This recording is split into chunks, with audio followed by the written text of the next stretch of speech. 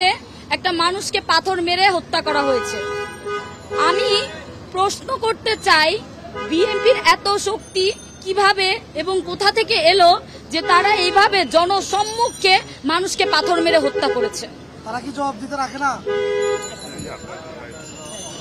Literally আমরা দেখতে পেলাম যে বিষয়টা জনসম্মুখেও হয়েছে, পিছন থেকেও হয়নি, লুকিয়েও হয়নি, জনসম্মুখে হয়েছে। তার মানে তারা একটা এক্সাম্পল দাঁড় করিয়েছে যে যদি আপনারা চাঁদা না দেন বা কোনো ব্যবসায়ী যদি চাঁদা না দেয় সেক্ষেত্রে তারা কোন পর্যায়ে যেতে পারে।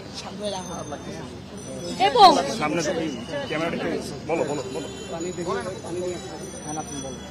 পরবর্তীতে আমরা দেখতে পেয়েছি কোন পর্যায়ে যেতে পারে, এটা আমরা দেখেছি। এবং আমি এখানে আরেকটা বিষয় বলতে চাই যে মিডিয়া কি করেছে, এই যে এতগুলো মিডিয়া সাংবাদিক 9 জুলাই বর্বরতার মাধ্যমে তাকে কিভাবে হত্যা করা হয়েছে, একটা টিভি মিডিয়াও একটা সাংবাদিক ভাইরা এটা প্রচারণা করেনি কেন? তারা কি আবারও কোন দলের আনুগত্য প্র্যাকটিস করছে? তারা কি কোন দলের হয়ে কাজ করছে? তারা যদি কোন দলের হয়ে কাজ করে, আমি সুস্পষ্টভাবে বলতে চাই, আপনার জুলাইয়ের পরে আপনাদেরকে ছেড়ে দিয়েছি, কিন্তু এখন আর ছাড় দেয়া হবে না। আমরা জানি আপনাদেরকে কিভাবে ঠিক করতে হবে।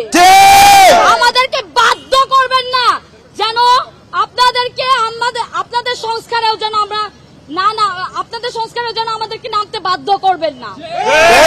আরেকটা কথা বলতে চাই, ডক্টর ইউনূস একজন নোবেল বিজয়ী হয়ে প্রধান উপদেষ্টা হয়ে এখানে বসে আছে, কিন্তু 1 বছরে সে ল অ্যান্ড অর্ডার পর্যন্ত ঠিক করতে পারেনি। সে ব্যর্থ, সে সম্পূর্ণরূপে ব্যর্থ।